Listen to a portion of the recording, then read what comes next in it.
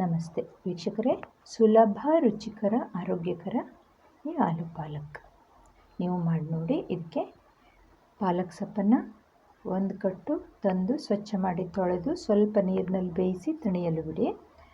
ಆಮೇಲೆ ಹಸಿಮೆಣಸು ನಿಮಗೆ ಎಷ್ಟು ಬೇಕೋ ಅಷ್ಟನ್ನು ಚೂರು ಮಾಡಿಟ್ಕೊಳ್ಳಿ. ಮತ್ತು ಬೆಳ್ಳುಳ್ಳಿ ಮತ್ತು ಶುಂಠಿ, ಇದು ಒಂದು ಬೆಳ್ಳುಳ್ಳಿ ಗಡ್ಡೆ, ಹಾಗೆ ಒಂದೂವರೆ ಇಂಚಿನಷ್ಟು ಶುಂಠಿ, ಇದನ್ನು ಸಣ್ಣದಾಗಿ ಹೆಚ್ಚಿಟ್ಕೊಳ್ಳಿ.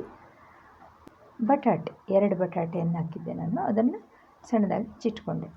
ನಂತರ ಒಂದು ಬಂಡಿಯಲ್ಲಿ ಅದಕ್ಕೆ ಎಣ್ಣೆಯನ್ನು ಹಾಕಿ ಅದಕ್ಕೆ ಸಾಸಿವೆ ಅರ್ಧ ಚಮಚ, 1 ಚಮಚ ಜೀರಿಗೆ, ಇದೆರಡನ್ನು ಹಾಕಿ ನಂತರ ಈ ಹೆಚ್ಚಿಟ್ಟಂಥ ಶುಂಠಿ ಬೆಳ್ಳುಳ್ಳಿಯನ್ನು ಹಾಕಿದೆ.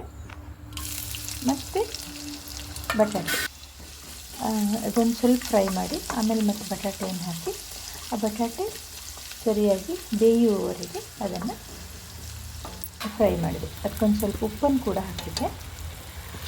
ಬಟಾಟೆ ಬೆಂದ ಮೇಲೆ ಅದಕ್ಕೆ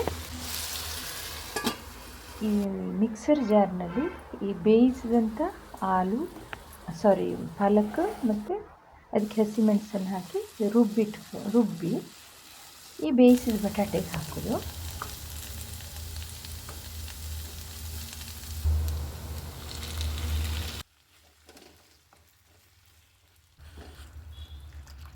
ಅಂದರೆ ಉಪ್ಪು ಬೇಕಾದರೆ ಮತ್ತೆ ಸೇರಿಸ್ಕೊಳ್ಳಿ. ಆಮೇಲೆ ಚೆನ್ನಾಗಿ ಕುದಿಸಿ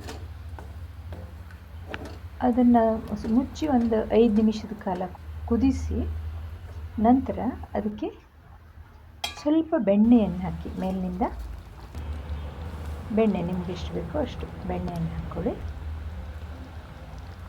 ಹಾಗೆ 1 ನಿಮಿಷ ಅದನ್ನು ಸರಿಯಾಗಿ ಕೂಡಿಸಿದರೆ ಆಲೂ ಪಾಲಕ್ ರೆಡಿ. ತುಂಬ ಸುಲಭ, ಆದರೆ ಟೇಸ್ಟ್ ಮಾತ್ರ ತುಂಬ ಚೆನ್ನಾಗಿತ್ತು. ನೀವು ಟ್ರೈ ಮಾಡಿ.